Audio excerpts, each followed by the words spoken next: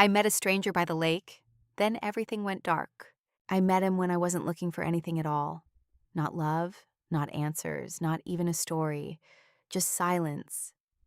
That was all I wanted. I had gone to my aunt's house in the countryside after months of struggling to write anything. My mind felt empty, like every idea I tried to hold on to slipped through my fingers before I could even understand it. My aunt said I just needed rest. I thought she was right. That's when I started seeing him. His name was Adrian.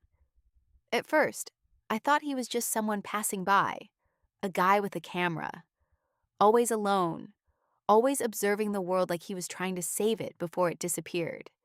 He never rushed, never spoke too loudly, just watched and took pictures.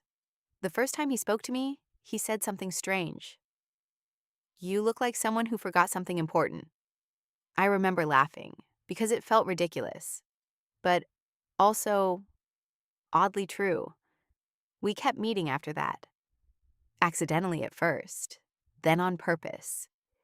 He showed me places I never noticed before. A broken bench by the lake, light hitting trees in ways I never paid attention to. Even silence started to feel different around him. He would always say the same thing.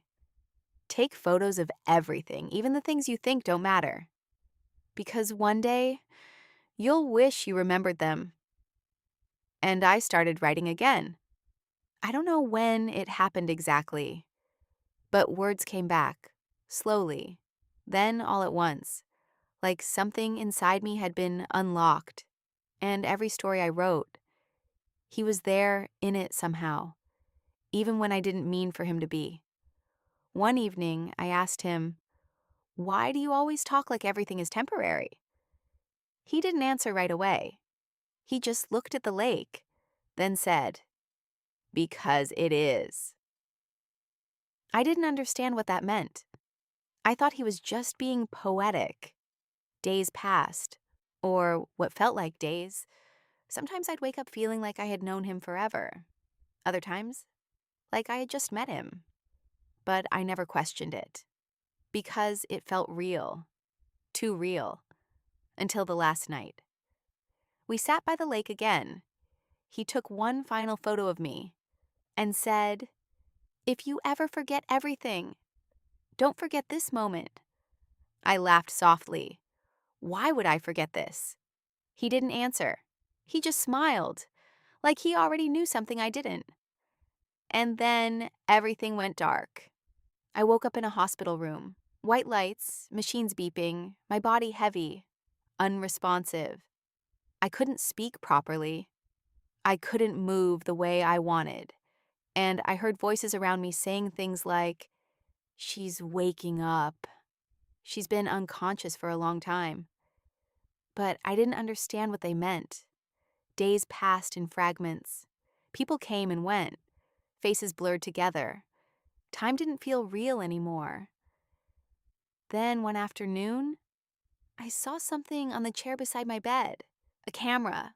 Old, worn, but real. Not hospital equipment. A photography camera.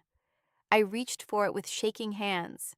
It felt familiar in a way I couldn't explain, like it already belonged to a memory I couldn't fully access. One afternoon, I finally asked the nurse about it.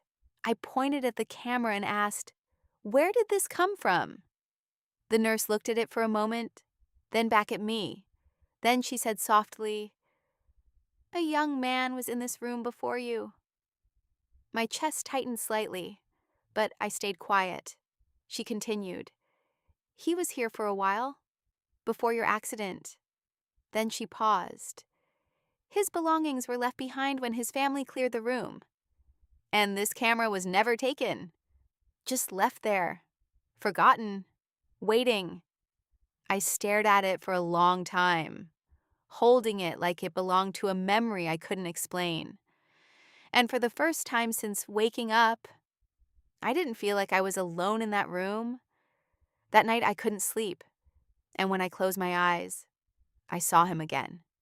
Adrian, standing by the lake, holding the same camera, smiling like nothing had changed. I asked him, "Are you real?" He looked at me for a long time, then said, "I was, until I wasn't." And I woke up again. The next morning, I asked the nurse about him. And this time, she didn't hesitate. Her expression changed, like she finally understood what I was asking. Then she said, "He passed away before you were admitted. Car accident just one day before." The air left my lungs because suddenly everything I thought was real started to collapse into something I couldn't explain anymore. The lake, the conversations, the way he looked at me like he already knew me. None of it should have been possible. And yet, I remembered it all too clearly. And now I don't know what was real anymore. But I know this. Some people don't meet in the same world. Some meet in the space between memory and silence. And sometimes they only find each other when one of them is already gone.